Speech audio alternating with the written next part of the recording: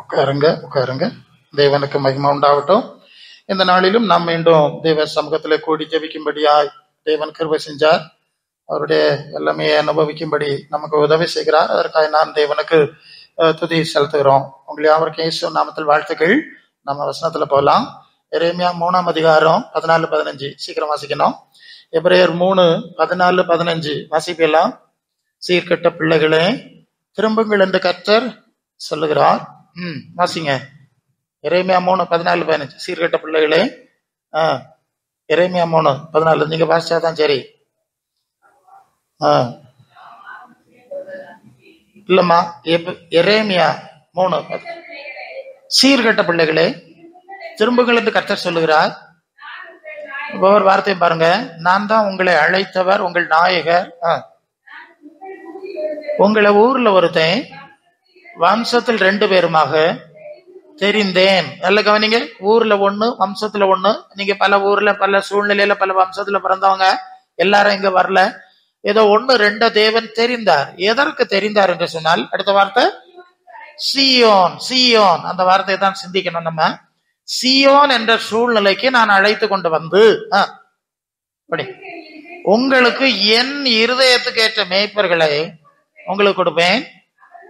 அவர்கள் உங்களை எப்படி மேய்ப்பார்கள்? அறிவோடும் புத்தியோடும் மேய்ப்பார்கள். போதும். அல்லேலூயா. அப்போ ஆண்டவர் சொன்னார், இடுக்கமான வாசல் வழியாக உட்பிரவேசிக்க வகை தேடுங்க. கேட்டுக்கு போற வாசல் விரிவும் வழி விசாலமா இருக்கிறது. அநேகர் அந்த வழியில போறாங்க. நிறைய பேர் அந்த வழியில போறாங்க.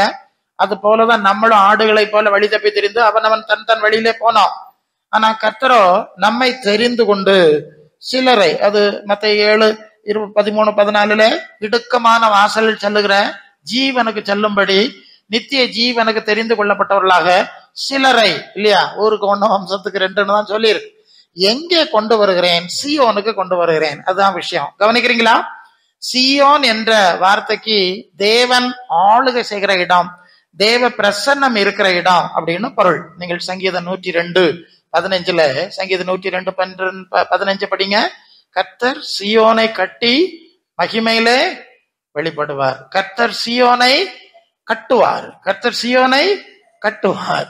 அங்கே மகிமையை அனுப்புவார். மகிமையிலே அங்கே வெளிப்படுவார். சீயோனை கட்டி சீயோனுக்கு நடுவுல மகிமையாய் அவர் வெளிப்படுவார். அப்ப சீயோன் என்று சொன்னால் தேவ பிரசன்னம் இருக்கிற இடம், தேவ ஆலயம்னு சொல்லுவோம். அத தேவ பிரசன்னம் இருக்கிற இடம் தான் எது?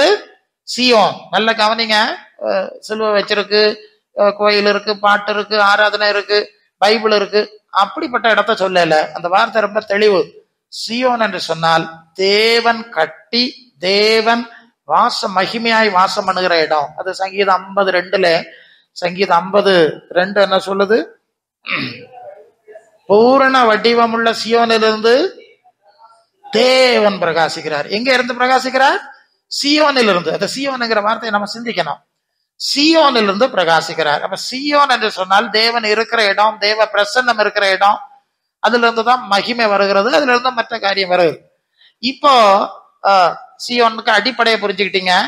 இப்போ சீயோன் எங்கே இருக்கிறது, இருக்க வேண்டும் என்று கேட்டால், முதலாவது இந்த சீயோன் பரலோகத்தில் இருக்கிறது. அதுதான் உண்மை. அதான் பரமண்டல இருக்கிறவங்கள் பிதா, மத்தேயு 5:48 பரலோகத்தில் இருக்கிற உங்கள் பிதா பூரண சர்க்குணரா இருக்கிறது போல பூரண சர்க்குணரா இருங்கள். அப்ப தேவன் பரலோகத்தில் இருக்கிறார். அது சீயோன் என்கிறது முதல் பொருள். 2வது, இப்பதான் அடுத்த விஷயத்துக்கு வர்றோம். 1 கொரிந்தியர் 3:16 நீங்கள் தேவனுடைய ஆலயமா இருக்கிறீர்கள், தேவனுடைய ஆவி உங்களில் வாசமா இருக்கிறது என்றும் அறியாது இருக்கிறீர்களா? நீங்களே தேவனுடைய அந்த ஆலயம். ஆலயத்தை கெடுத்தால் அவனை கெடுப்பார். பரிசுத்தமா இருக்கிறது இருக்க வேண்டும். நீங்களே அந்த ஆலயம். கவனிக்கிறீங்களா? 1 பரலோகத்துல தேவன் இருக்கிறார். அந்த தேவன் ஆவியாய் தேவ பிள்ளைகளுக்குள்ளே வந்து வாசம் பண்ணுகிறார். அப்ப தேவ பிள்ளைகளுக்குள் தேவ ஆவியானவர் வந்து வாசம் பண்ணினார். இப்ப என்ன அர்த்தம் ஆகுது? தேவன் வாசம் பண்ண இடம் தானே சீயோன்னு சொன்னேன், சரிதானே? அப்ப தேவ பரலோகத்தின் ஆவியினாலே நிறைந்திருக்கிறவர்கள் சீயோனாக இருக்கிறார். அல்லேலூயா. அதான் அடிப்படை. பரலோகத்துல இருந்தாலும் அவர் ஆவியா நமக்குள்ள இருந்தா தேவ பிள்ளைகள் சீயோனாக இருக்கிறார்கள், இருக்க வேண்டும். அல்லேலூயா. அப்ப நாம் தேவனுடைய சீயோனாக மாற வேண்டும். சரிதானே?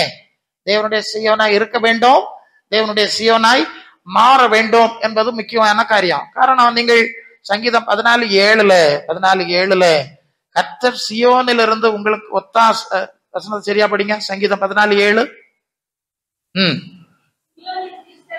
சியோனிலிருந்து இஸ்ரவேலுக்கு ரட்சிப்பு வருவதாக ஜனத்தின் திரும்பும் போது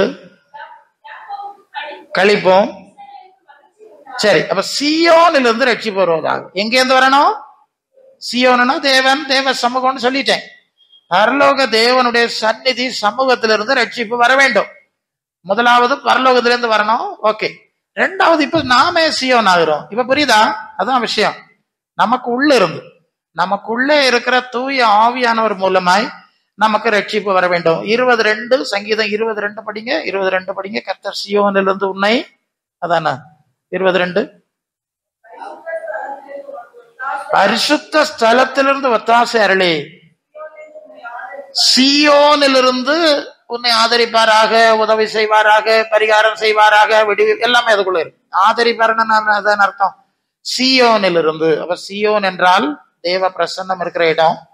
இப்ப நமக்குள்ளே பரிசுத்த ஆவியானவர் இருந்தால் நாமே சியோனாக மாறுகிறோம். அப்ப நமக்குள்ள இருந்து தேவன் கிரியை செய்கிறார் என்பதுதான் இங்க புரிந்து கொள்ள வேண்டிய ஒரு விஷயம். அப்ப நான் சியோனாக இருக்க வேண்டும். மீண்டும் நான் சொல்றேன், பொதுவா ஆலயம்னு சொல்லிட்டு பல சூழ்நிலைகளை நாம பாக்குறோம். ஜனங்கள் வச்சிருக்கிறாங்க, நம்புறாங்க. அதை பற்றி விமர்சனம் பண்ணல, அதை பற்றி இங்க சொல்லல. இந்த சியோனின் அனுபவம் நமக்குள்ள இருக்கிறதா? அல்ல, புரிய நினைக்கிறேன். பரலோக தேவன் ஆவியாய் வந்து நமக்குள் வாசம் பண்ணி நம்மை சியோனாக மாற்றி இருக்கிறாரா என்பதுதான் ரொம்ப முக்கியமான ஒரு காரியம். அப்ப அது சியோனா இருக்க வேண்டும் என்றால் நம்ம சியோன் ஆகணும்ல. அது என்ன செய்யணும்னு ஒரு சில விஷயம் கவனிக்கணும். ஏன்னா அந்த சியோன் என்ற அனுபவம் நமக்குள்ளே வரும்போதுதான் ஆதாரம், விடுதலை எல்லாம் சூழ்நிலை சியோனுக்கு தானே வருது. ஸோ அப்ப நம்ம சியோனா மாறுறதுக்கு என்ன செய்யணும் என்கிறத கொஞ்சம் சிந்திக்கணும். நீங்க மத்த 7ஆம் அதிகாரம் 21ஆம் வசனத்திலிருந்து படிச்சா, பரலோகத்தில் இருக்கிற என் பிதாவின் சித்தத்தின்படி செய்கிறவனே அந்த பரலோக ராஜ்யத்தில் பிரவேசிப்பான். என்னை கர்த்தாவே கர்த்தாவேன்னு சொல்றவன் பேய் விரட்டினாலும் நோய் சுகமானாலும் அவர்கள் எனக்கு தெரியாது. அக்கிரம செய்யக்காரரே என்னை விட்டு அகன்ற பொங்கல் என்று சொல்லுவேன் என்று ஆண்டவர் சொன்ன செய்தி இருக்கு. அதுல என்ன புரியுறோம்? இயேசுவை கர்த்தர் என்று அறிக்கையிடுறதுனாலோ, ஆராதிக்கிறதுனாலோ, அல்லது இயேசு நாமத்தில் அற்புதம் செய்யறதுனாலோ, அல்லது அற்புதம் நமக்கு நடக்கிறதுனாலோ நாம சியோனா மாறிடுறது இல்லை. இதுதான் முக்கியம். ஏன்னா இந்த புரிதல் கொஞ்சம் கம்மியா இருக்கு இந்த நாட்கள்ல. பரலோக பிதாவின் சித்தம் செய்கிற ஒரு எல்லைக்குள்ள வரும்போதுதான் நாம் சியோனாக மாற முடியும். இப்ப உங்களுக்கு புரியுதா? ஒரு பேக்கியம், ஒரு நோக்கியம், ஒரு விடுதலைக்கும், ஒரு நன்மைக்கு மட்டும் நீங்க இயேசுவை தேடிட்டு இருந்தா நீங்க சியோனா மாற முடியாது. இப்ப புரியும் நினைக்கிறேன். உங்களுக்கு எப்படியாவது புரியும்படி அதை சொல்லணும். ஆவியான ஒரு வசனத்தை தந்துடுறேன். இயேசுவை இப்ப நிறைய பேர் அடுத்த எல்லைக்கு வரலாம். முதலாவது, நீங்கள் பரலோக தேவனுடைய சித்தத்தை செய்கிற அந்த எல்லைக்குள் வராமல் வெறும் பேய்க்கும் நோக்கியம் விடுதலைக்கும் சுகத்துக்கு மட்டும் போயிட்டு இருந்தா ஆண்டவர் சுகம் தரமாட்டாருன்னு சொல்லல. இங்க ஒரு விஷயத்தை இடையில சொல்லணும். அது யோவான் 8:36, குமாரன் உங்களை விடுதலை ஆக்கியால் மெய்யாகவே விடுதலை ஆவீர்கள். இப்போ கவனிக்கிறீங்களா? சுவிசேஷ பணி செய்யும் போது எத்திரியா சூழ்நிலைக்கு போறவங்கள்ட்ட எல்லாம் இவ்வளவு நீளமா நாங்க பிரசங்கம் பண்ணிட்டு இருக்க மாட்டோம். இருக்க வேண்டிய அவசியமே இல்லை. சரியா? ஏதோ பிரச்சனைன்னு சொல்லுவாங்க. அப்படியா ஒருவேளை இயேசுவின் பாவ நிவாரண பலி சொல்லுவோம், மனந்திருப்ப சொல்லுவோம், 1-2 வார்த்தை தான் சொல்லுவோம். இயேசு நாமத்துல ஜெபம் பண்றோம். சில ஆளுகளுக்கு சொல்றதுக்கு நேரம் கிடைக்காது. அவர் பெட்டில் இருப்பாரு, கோமாவில இருப்பாரு. அவர்கிட்ட போய் எங்களுக்கு சுவிசேஷம் பேச முடியாது. புரியுதா? ஜீசஸ்னே எழும்பி வா, அப்புறம் பேசிக்கிறேன். சோ முதலாவது, குமாரன் இயேசுவின் நாமத்துல, அவருடைய பாவ நிவாரண பலி நாமத்துல, அவருடைய ரத்தத்தின் அதிகாரத்தினால நாங்க ஜெபம் பண்ணா உங்களுக்கு சில விடுதலைகள், நன்மைகள் கிடைக்கும். சரியா? இது முதலாவது விஷயம். ரெண்டாவது, நீங்க கூட்டத்துக்கு வாங்கன்னு சொல்லிடுவோம். நீ வாங்கிட்டு போ, காணிக்கை கொடுத்துட்டு போ, அப்படிலாம் விட்டுட மாட்டோம். நீங்க உடனே கூட்டத்துக்கு வரணும்னு தான் இந்த சூழ்நிலையை வச்சிருக்கு. இந்த சூழ்நிலைக்கு வரும்போதுதான் நீங்கள், அது யோவான் 8:32 தானே, சத்தியத்தை அறிவீர்கள், சத்தியம் உங்களை விடுதலையாக்கும் வசனம். சரியா? இனிதான் உங்களை நாங்க சியோன் ஆக்கணும். புரியுதா? இயேசு நாமத்துல உங்களுக்கு சுகம் கிடைச்சோன்னா நீங்க சியோன் ஆகல, இனி சியோன் ஆக்கணும். சியோன் ஆக்கணும்னா அந்த சியோன் ஆக்கக்கூடிய சத்தியங்களை உங்களுக்கு சொல்லணும், சொல்லி உங்களை அடுத்த லெவலுக்கு கொண்டு போகணும். இது அடுத்த விஷயம். இப்ப அந்த வசனத்துல ஆண்டவர் சொல்வார், என்னை கர்த்தாவே கர்த்தாவே என்று சொல்றவன் பிரவேசிக்கிறது இல்லைன்னு ஆண்டவர் சொன்னார்ல. அதுல இன்னொரு விஷயத்தை நீங்க கவனிக்கணும்.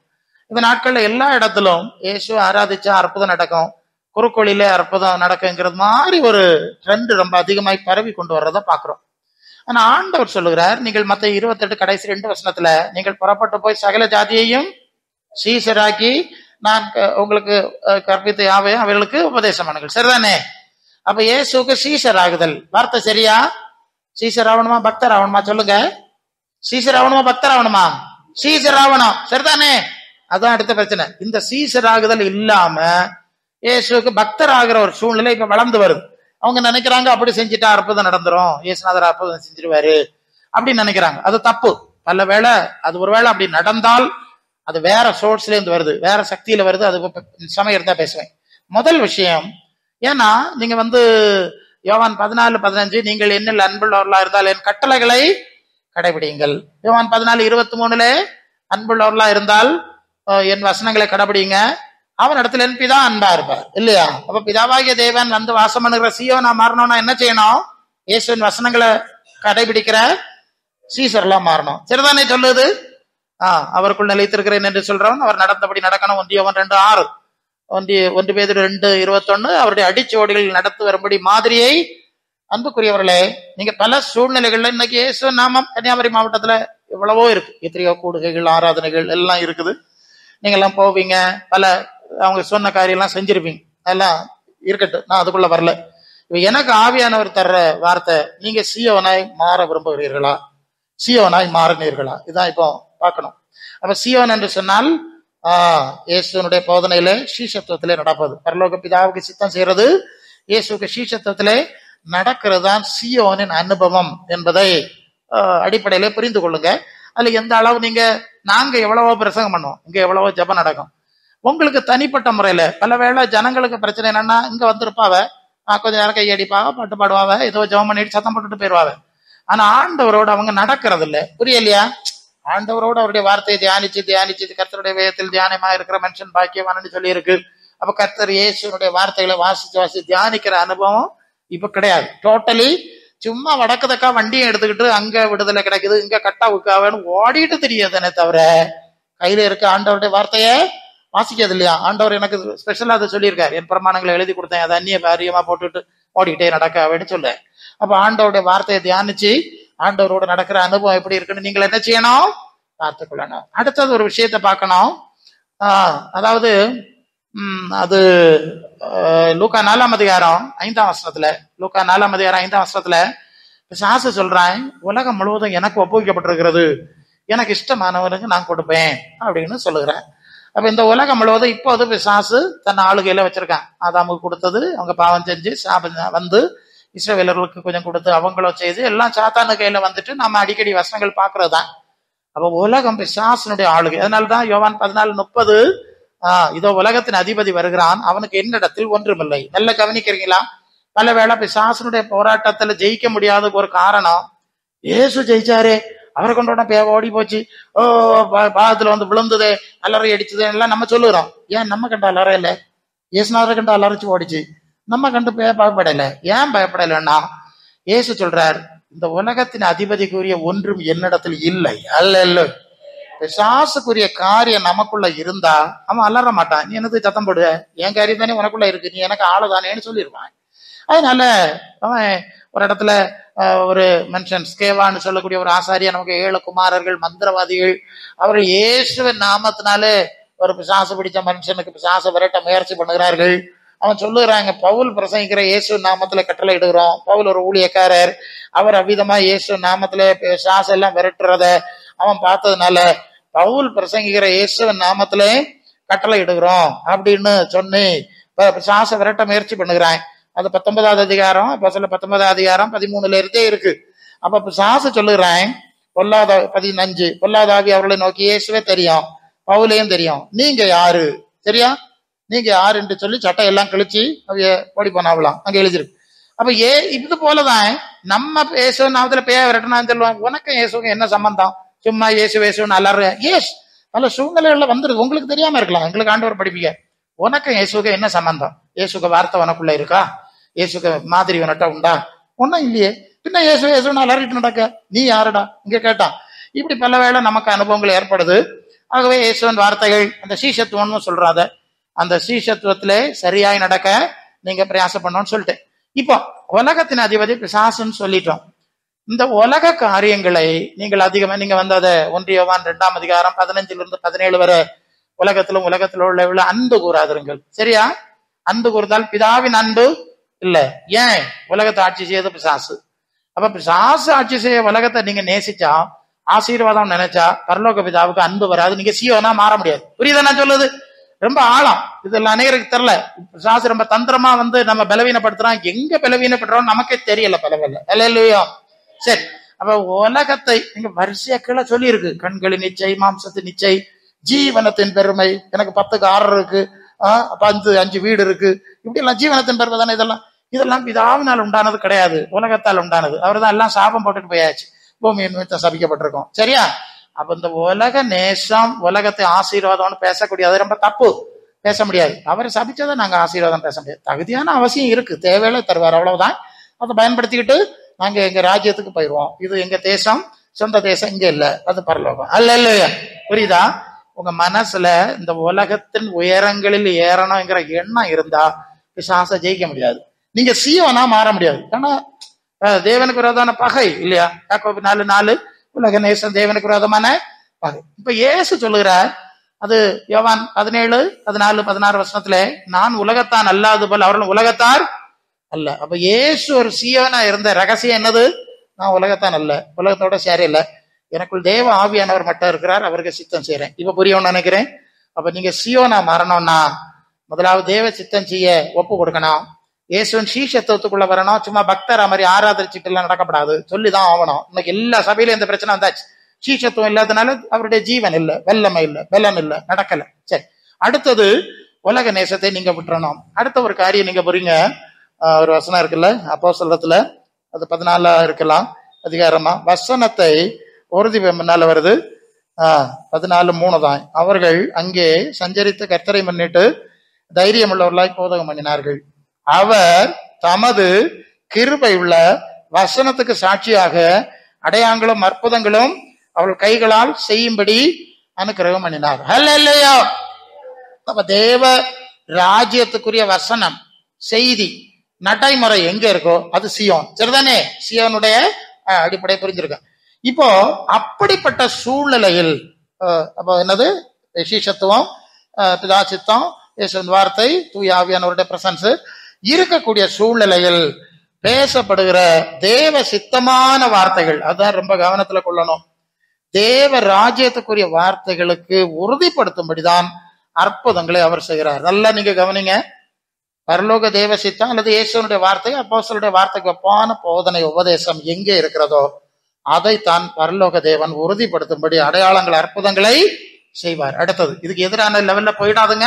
இதுக்கு எதிரான எந்த காரியமும் நீங்க எடுக்கப்படாது. ஆண்டவர் சொல்வார், தேவராஜ்ய சமீபமா இருக்குன்னு பிரசங்கம் பண்ணுங்க, வியாதியை குணமாக்குங்க, பேய வரட்டுங்க, சுகத்தை கொடுங்க, அல்லது இந்த அற்புதங்களை செஞ்சுட்டு தேவனுடைய ராஜ்யம் சமீபமா இருக்குன்னு பிரசங்கம் பண்ணுங்கன்னு தான் சொன்னார். அப்ப நம்ம பேசுகிற வசனம் ஒண்ணு, நாம வாசிக்கிற, தியானிக்கிற, சிந்திக்கிற வசனம். ஏன்னா நீங்க பைபிளை வாசிக்கும் போதும் நீங்க பல ஏற்பாட்டுல போனா பூமிக்குரிய காரியங்கள் பல ரீதியில இருக்கிறத பாக்குறீங்க. இயேசுக்கு புதிய ஏற்பாட்டு போனா நித்திய ஜீவனுக்குரிய காரியம். அப்ப நித்திய ஜீவனுக்குரிய இயேசுக்குரிய, ஏன்னா இயேசுவை தேவன் அனுப்பினார் இல்லையா? நீங்கள் எபிரேயர் 1:1 பழைய காலத்துல பிதாக்களுக்கு தீர்க்கதரிசிகள் மூலமாய் தேவன் திருவுளம் பெற்றினது உண்மை, இல்லைன்னு சொல்லல. இப்ப குமாரன் மூலம் திருவுளம் பெற்றின காலத்துல இருந்துகிட்டு நீங்க அங்க போனீங்கன்னு சொன்னா நீங்க சீயோனா மாற முடியாது. இப்ப புரியுதா நான் சொல்லுது? நீங்க சீயோனா மாறணும்னா குமாரன் மூலமாய் ஒப்புவிக்கப்பட்ட புதிய உடன்படிக்கையின் சட்டத்துல இருக்கணும், அதை பேசணும். அதை எவ்வளவு நீங்க பேசுறீங்களோ. ஏன்னா இந்த அற்புதங்களை எதுக்கு ஆண்டவர் செய்யறாருன்னு சொன்னா, உங்களுக்கு தேவன் பேர்ல விசுவாசம் வரணும், இயேசுல விசுவாசம் வரணும், அவருடைய சுவிசேஷத்துல விசுவாசம் வரணும், நீங்க இயேசுவின் சீசர் ஆகணும், இயேசு இருக்கிற இடத்துக்கு போகணும். சரிதானே? இதுக்குதான் அற்புதம் செய்யுது. இன்னொரு அற்புதத்தை நான் சொல்லுகிறேன். இப்ப லாசர்வா ஆண்டவர் உயிரோட எழுப்புறாரு. இன்னொரு நாள் செத்து போனாங்க இல்லையா? நான் இன்னொரு உதவிக்கு மன எழுப்பி இன்னொரு நாள் செத்து போனாங்க இல்லையா? அற்புத சுகம் எடுக்கிற பிரசங்கி மாரும் செத்து போனாவ, சுகம் வாங்கினவளும் செத்து போனாவ. கடந்த நாள்ல நாங்க ஒரு மீட்டிங் சிறப்பு கூட்டத்துக்கு போனோம். பலரை உயிரோட எழுப்பின ஒரு ஊழியக்காரர் அங்க வந்திருந்தார். ஒரு உண்மை நல்ல ஊழியக்காரர்கள் தான், ஒன்றும் பிரச்சனை இல்லை.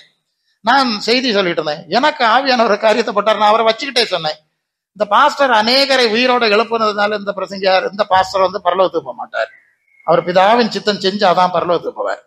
இவர் அநேகரை உயிரோட எழுப்பியிருக்கார். அந்த உயிரோட எழுப்பின ஆளும் பரலோகத்துக்கு போகாது. அந்த ஆளும் பிதாவின் சித்தம் செஞ்சாதான் போக முடியும். நான் சொன்னேன், நான் இங்க பிரசங்கம் பண்ணதுனால நான் பரலோகத்துக்கு போக மாட்டேன். நானும் பிதாவின் சித்தம் செஞ்சாதானே போவேன். இல்லையா? சரியா? இந்த நுட்பத்தை நீங்க புரியணும். இதுதான் சபையினுடைய அனுபவம். நீங்க குருசடிக்கும் பதிக்கும் வேற இடங்களுக்கு போற மாதிரி உள்ள விவகாரம் இல்ல. இது சீயோனாக்குற விஷயம். சரியா? சீயோனா மாத்துகிற விஷயம். தேவ பிரசன்னத்தை நிறைச்சி வைக்கிறதான ஒரு அனுபவம். சரி, அப்போ நம்முடைய பிரசங்கம் உபதேசங்கள் எல்லாம் இந்த சியோனின் இயேசுவின் நாமத்தில் நமக்கு கொடுக்கப்பட்டிருக்கு. ஏன்னா அந்த சியோனை நீங்க எபிரேயர் நிருபத்துல 12ஆம் அதிகாரத்துல வந்தா, பழைய ஏற்பாட்டுல சியோன்னு சொன்னாலும் இப்போ சியோனை பற்றி அங்க சொல்லி இருக்கிற ஒரு வார்த்தை இருக்குல்ல, நீங்கள் சியோன் மலைநடத்திற்கு வந்து சேர்ந்தீர்கள் அப்படின்னு 22. நீங்களோ சியோன் மலை 12:22 எபிரேயர், சியோன் மலைநடத்திற்கும் ஜீவனுள்ள தேவனுடைய நகரமாகிய பரம எருசலேம், பூமிக்குரிய எருசலேமை சொல்லல, பரலோக எருசலேம், 1000-10,000 தேவதூதர்கள், பரலோகத்தில் பெயர் எழுதியிருக்கிற முதற் பேரானவருடைய சங்கமாகிய சபை, நியாயாதிபதி தேவன், கீழே 24 புத்து உடன்படிக்கையின் மத்தியஸ்தராகிய இயேசு நடத்திற்கும் வந்து சேர்ந்தீர்கள். அந்த வசனம் அப்படி போகுது. அப்ப புத்து உடன்படிக்கையின் இயேசுன்னு உபதேசத்துல வரும்போதுதான் இப்ப நீங்க சியோன். சரிதானே? வசனம் இங்க வந்து சேர்ந்தீர்கள். பூமிக்குரிய சியோன். ஆமா, அங்க எருசலேம்ல சியோன்னு ஒரு இடம் இருந்தது. இப்ப பரலோக சியோன் அல்லது நமக்குள்ளே வாசம் பெற ஆவிக்குரிய சியோனுக்கு வந்துட்டோம். சரியா? அப்ப சியோனா மாறணும்னா இந்த பூமிக்குரிய சிந்தை, பூமிக்குரிய காரியங்கள் அது சாத்தானுக்குள்ள கிடக்கு. தேவனுக்கு எதிர அவருக்கு கோபம் வந்துடும் சொல்லியாச்சு இல்ல. ஏன்னா இதை நெருப்புக்கு நீங்கள் 2 பேதுரு 3:7-13 வரை இந்த வானம் பூமி அக்னினாலே எரிக்க வச்சிருக்கு. பஞ்சபூதங்கள் வெந்து வெறுகி போகும், தேவனுடைய நீதி வாசமா இருக்கும், புதிய வானங்களும் புதிய பூமி உண்டாகும் என்று காத்திருக்கிறோம். அப்ப நம்ம புதிய வானத்துக்கு தான் காத்திருக்கணும். நீங்க புதியவர்கள் அதை புரிஞ்சு கொள்ளுங்க. தயவு செய்து தேவன் நமக்கு நன்மை செய்யணும், பரிகாரம் செய்யணும்னு ஆசைப்படுறோம். கண்டிப்பா செய்யணும். நானே உன் பரிகாரியே கருத்து சொல்லிட்டாரு, வேற ஒருத்தர் இன்னைக்கு பரிகாரம் வாங்க முடியாதுலாம் சொல்லிட்டாரு, அதெல்லாம் உண்மை.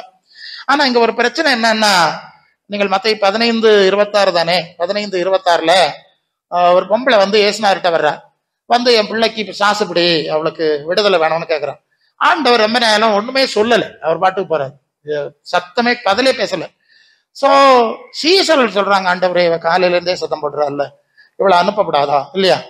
நீங்க அது மாதிரிதான் சத்தம் போட்டுவீங்க பிரசங்கியாரே, நாங்க ரொம்ப சத்தம் போட்டெல்லாம் பாக்குறோம், ஒன்னும் நடக்கிற மாதிரி இல்ல, அதனாலதான் கூட்டத்துக்கு வந்தோம், நீங்களாவது ஜெபம் பண்ணி வாங்கி கொடுக்கன்னு வந்தோம். இப்ப நாங்க என்ன செய்யணும்? ஆண்டவர்கிட்ட போனோம். ஆண்டவரே இப்படி ரொம்ப சத்தம் போடுறாங்க, கஷ்டப்படுறாங்க இல்ல, செய்யப்படாதான்னா? அதுக்கு ஆண்டவர் ஒரு பதில் சொன்னார், பிள்ளைகளின் அப்பத்தை எடுத்து நாய்க்குட்டிகளுக்கு போடுகிறது நல்லதில்லை. வசனம் சரிதானே? மத்தேயு 15:26. சரி, பிள்ளைகளின் அப்பத்தை எடுத்து நாய்க்குட்டிகளுக்கு போடுகிறது நல்லதல்ல. நீங்க உங்களுக்கு புரியணும். எனக்கும் பேர பிள்ளைகள் இருக்கு. இந்த பிள்ளைகள் ஸ்கூலுக்கு போகும், சாயங்காலம் வரும். அப்ப என்ன செய்வோம்? பகல் நேரத்துல பிரெட்டோ கேக்கோ முறக்கோ ஏதாவது சிப்ஸோ அந்த பிள்ளைகளுக்கு வாங்கி வைப்போம்ல, வீட்டுல வச்சிருவோம், பீரோல ஷோக்கு வச்சிருவோம். அந்த பிள்ளைகள் சாயங்காலம் வரும். இதுக்கடையில ஒரு 12 மணிக்கு ஒரு பிச்சைக்காரன் வந்தான், அம்மா தாயேன்னு சத்தம் போடுவான். நம்ம கதவை போட்டுட்டு பேசாம உட்காந்துருவோம், இந்த நாள் சத்தம் போட்டுன்னு. அவனுக்கு தெரியும்ல அவன் எத்தனை வீடு யாரு, அவன் அறுத்த மாட்டான், அவன் பாட்டு பாட ஆரம்பிச்சு நம்ம அவமானப்படுத்துவான். அப்புறம் நமக்கு பட்டாரன்னு விழுந்து, சத்தம் போடாத பிசாசேன்னு சொல்லி ஒரு 50 பைசா போடுவோமா? 50 பைசா இப்ப இல்லையோ, இப்ப 1 ரூபாவா? சரி போடுவீங்க, இவ்வளவு தானே கொடுப்போம்.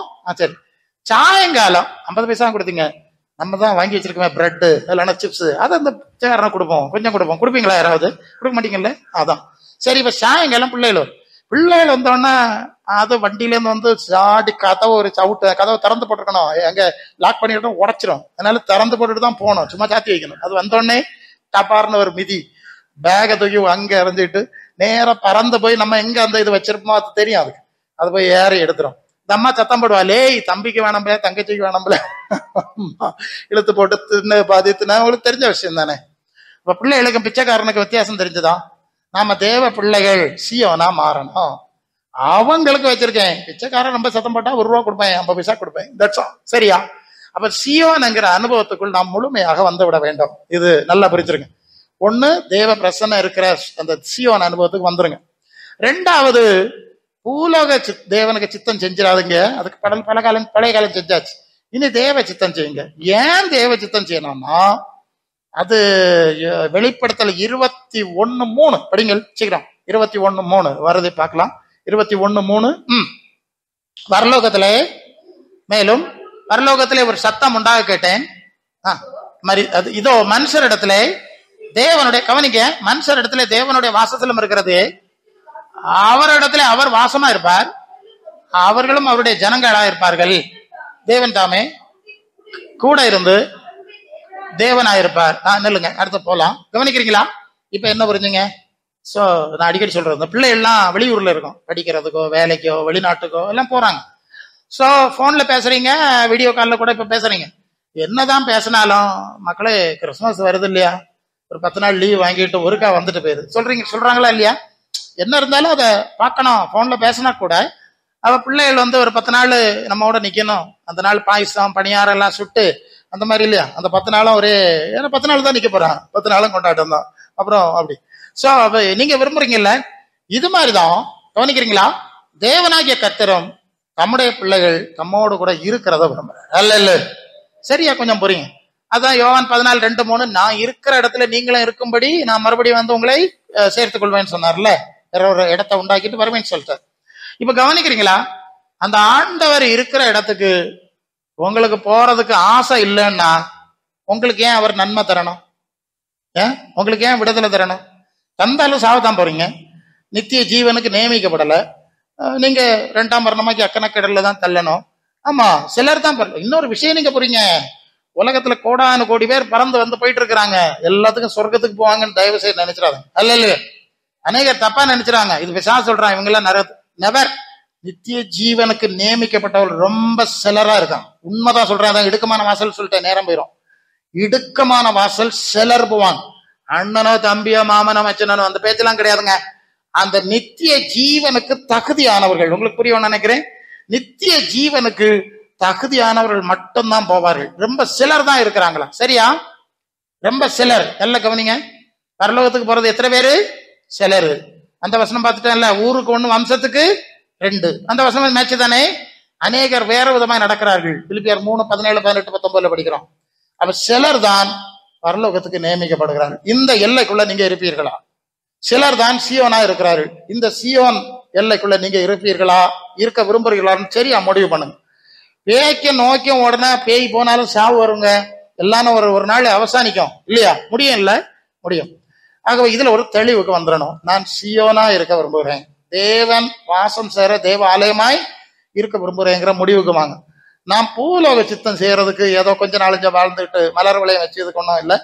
ஆண்டவர் இருக்க இடத்துக்கு போனோம், அதுக்கு பூரணமா என்னை அர்ப்பணிக்கிறேன். 3வது தேவ சித்தம் அல்லது தேவனுடைய ஊழியத்தை செய்தல். கர்த்தருக்கு அது ரோமர் 12:2 கர்த்தருக்கு ஊழியம் 12:12. ஓகே, கர்த்தருக்கு ஊழியம் செய்யுங்கள்.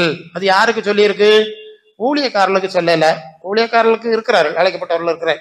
அப்ப விசுவாசிகளுக்கும் ஊழியம் செய்யும். அப்ப ஆண்டவரே, ஒண்ணு நான் உமக்கு சித்தம் செய்து உம்மிடத்துல வர விரும்புகிறேன். 2வது உம்முடைய ஊழியத்தை செய்து அநேகரை ஆத்ம ஆதாயம் செய்தல்னு சொல்றேன்ல, அதை செய்யறது அந்த தேவராஜ்யத்துக்கு அழைத்து செல்லக்கூடிய பணியில நானும் ஒரு முக்கிய பங்கை ஆற்ற விரும்புகிறேன். இந்த எல்லைக்குள்ள நீங்க வரணும். நீங்க யோவான் 15:2-3 என்னில் கனி கொடுக்கிற கொடி எதுவோ அது என்ன செய்யணும்? அதிக கனிகளை கொடுக்கும்படி அதை சுத்தம் பண்றேன். இப்போ ஒரு செடியை நட்டுருப்போம், நல்ல காய்க்கக்கூடிய மரம் செடின்னா உடனே அதை சுத்தி நம்ம வேலி அடைக்கிறோம்ல, நல்ல காய்க்குது, நல்ல பலன் கொடுக்கக்கூடிய ஒரு செடியா இருந்தா ஆடு மாடு கடிச்சிடக்கூடாது, வேற பிரச்சனை வந்துடக்கூடாதுன்னு அதுக்கு ஃபென்ஸ் எல்லாம் போடுறோம், பாதுகாப்பு எல்லாம் கொடுத்தோம், தண்ணி ஊத்துறோம், அடிக்கடி உரம் போடுறோம், எல்லாம் சரி. கனி கொடுக்காத ஒரு செடின்னா வேலி கட்ட மாட்டோம். எதுக்கு வேலி கட்டுறோம்? அதுக்கு இதுதான் கனி கொடுக்காதுல்ல, மாடு கடிச்சான்னா ஆடு கடிச்சான்னா. புரியுதா உங்களுக்கு? அப்போ பரலோக தேவனுக்கு நீங்கள் பயன்படக்கூடிய பாத்திரங்களா இருக்கணும். அதான் விஷயம். பரலோக தேவனுக்கு பயன்படுகிற பாத்திரம். ஆனா சாத்தானுக்கு பயன்படுகிற பாத்திரம் நிறைய உலகத்துல இருக்கிறாங்க. சாத்தானுடைய புத்திரர், தேவனுடைய புத்திரர்னு 2 விதமா இருக்கிறாங்க. அவங்க உலக சித்தம் சாத்தான் சித்தம் எல்லாம் செஞ்சுட்டு போயிட்டு இருக்கிறாங்க. நீங்களும் அது மாதிரிதான் போவீங்கன்னா உங்களுக்கு ஆண்டவர் அற்புதம் செய்ய வேண்டிய என்ன தேவை இருக்கிறது? உங்களுக்கு அவர் பொறுப்பெடுக்க வேண்டிய என்ன அவசியம்? கர்த்தருடைய வைராக்கியம் இதை செய்யும்னு ஒரு வசனம் இருக்கு. அது தன்னுடைய ஆலயத்துக்காக இதை செய்வார், அல்ல இல்லையா? தன்னுடைய சீவனுக்காக செய்வார். ஐடியா கிடைச்சுதா? அப்படி இதுல ஒரு முனைப்பு, ஒரு தீவிரம், ஒரு அர்ப்பணம் உங்களுக்கு வேண்டியது அவசியமான காரியம், அல்ல இல்லையா? எல்லாம தயவு செய்து பேக்கி நோக்கி வர்ற மாதிரி இருந்தா நாங்க எவ்வளவு சத்தம் போட்டாலும் ஜெபம் பண்ணாலும் அது ஒரு எல்லையோட நின்றுடும். புரியுதுல என்ன சொல்றது? எல்லாம் வசனத்தை பார்த்து நாங்க மாதிரி காண்பிக்கிறோம், எல்லாம் சொல்றோம். பரிசுத்த ஆவியானவர்கிட்ட நிறைஞ்சோம். சோ இந்த அனுபவத்துக்கு இந்த நாள் சியோன் ஆகும்படி ஒப்பு கொடுக்கும் போது அவர் தம்முடைய இருதயத்துக்கு ஏற்ற மேய்ப்பர்களை கொடுப்பார். சீயோனிலிருந்து பரிகாரம், விடுதலை எல்லாம் வசனம் பார்த்துட்டோம், நமக்குள்ளே உண்டாகும். அப்ப இந்த நாளிலே நீங்கள் தேவனுடைய சீயோனா இருக்கும்படி உங்களை அர்ப்பணிப்பீர்களா? சீயோனா இருக்கிறீர்களா? தேவனுடைய சீயோனா இருப்பதற்கு எதிராக இருக்கக்கூடிய காரியங்களை உங்க வாழ்க்கையில வச்சிருக்கீங்களா? அதை அகற்றுவீங்களா? இதெல்லாம் நீங்க தான் பார்க்கணும். என்ன செய்றீங்கன்னு எங்களுக்கு தெரியாதுல்ல. மனுஷன் முகத்தை பார்க்கறான், தேவன் இருதயத்தை பார்க்கிறார். இந்த நாளில் ஒரு ஆழமான அர்ப்பணத்துக்குள்ள வந்தீங்கன்னா கர்த்தர் உங்களுக்காக பொறுப்படுப்பார். சரியா? இவன் என்னுடைய பிள்ளை, என்னுடையவன், நீ என்னுடையவன் சொல்லியிருக்கல, நீ என்னுடையவன். அந்த என்னுடையவன் சொல்லக்கூடிய ஒரு எல்லைக்குள்ள நீங்க வரணும். அவர் சொல்லுவாரான்னு நீங்க யோசிக்கணும். அவர் நம்ம நேசிச்சார், அது உண்மைதான். ஆனா என்னுடையவன் உரிமையா சொல்லணும்னா அது மாத்திரம் போதுமானது இல்ல. ஏன் பிள்ளைன்னு சொல்லணும்னா அதுக்கு ஒரு தனி தகுதி வேணும் இல்ல, அது இருக்கான்னு பாத்துருங்க. சோ இதெல்லாம் கர்த்தர் உங்களுக்கு வர நாட்கள்ல கற்றுக் கொடுக்கட்டும். அப்ப சீயோனா இருக்கும்படியே சீயோனுக்கு நடுவில் வாசம் பண்ணுகிற தேவன் உங்களுக்கு பரிகாரத்தை செய்து ஆசீர்வாதம் நடத்துவாராக. ஆமென். சரி.